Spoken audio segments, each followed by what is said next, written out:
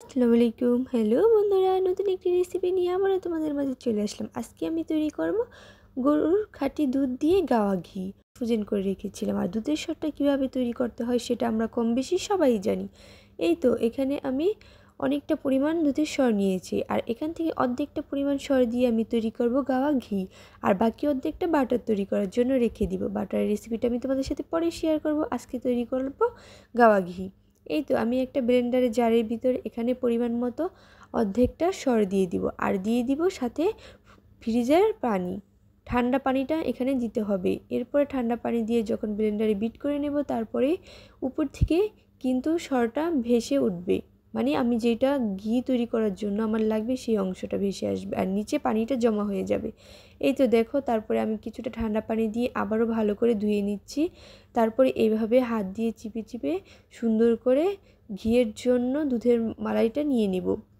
এখন আমি এটাকে সংরক্ষণ করে তারপরে চুলায় চলে যাব আমার মূল কাজে। এখানে আমি চুলার আঁচটা কমিয়ে এই দুধের যে মালাইটা বের করেছি সেটা জাল দিয়ে নিব। দেখো, খুবই আস্তে আস্তে জাল দিতে হবে, তা না হলে সরটা পুড়ে যাবে আর ঘিয়ের ফ্লেভারটা কিন্তু আসবে না। দেখো, আস্তে আস্তে আমি জাল দিয়ে তৈরি করে ফেলেছি গাওয়া ঘি। এখানে যে সরটা ছিল সেটা কিন্তু নিচে জমা হয়ে গেছে। এখন একটা ছাঁকনির সাহায্যে আমি পুরো ঘিটা ঢেলে ছেঁকে নেব। দেখো কি সুন্দর গাইস, বিশ্বাস করে পারফেক্ট ঘিটা হয়ে গেছে। এর সুন্দর একটা স্মেল এসেছে, কি বলবো গাইস। বাজার থেকে দাম দিয়ে ঘি না কিনে এরকম বাসার ভিতরে পারফেক্ট ঘি তৈরি করতে পারো আমার এই ভিডিও দেখে। আসলে বাজার থেকে আমরা অনেক দাম দিয়ে ঘি কিনি, কিন্তু ততটা হয়তো পারফেক্ট পাই না যতটা পারফেক্ট আমরা দামটা দিই। কিন্তু এটা একদমই অরিজিনাল এবং পারফেক্ট একটা ঘি, যার ফ্লেভার স্বাদ একদম অতুলনীয়, বলার মতো নয়।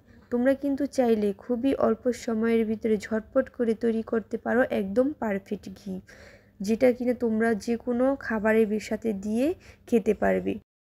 আজকের মতো এই পর্যন্তই। আমার ভিডিওগুলো যদি তোমাদের কাছে ভালো লেগে থাকে তাহলে অবশ্যই আমার চ্যানেলটা সাবস্ক্রাইব করে লাইক কমেন্ট শেয়ার দিয়ে আমার পাশেই থাকবে। আর এরকম নতুন নতুন সুন্দর সুন্দর ভিডিও পেতে কমেন্ট করে অবশ্যই জানাবে, কারণ তোমাদের কমেন্টই আমার কাজের উৎসাহকে আরও দ্বিগুণ করে দিবে। সবাই ভালো থাকবে, সুস্থ থাকবে। নতুন কোনো ভিডিও নিয়ে আবার তোমাদের সাথে দেখা হবে। আল্লাহ হাফেজ।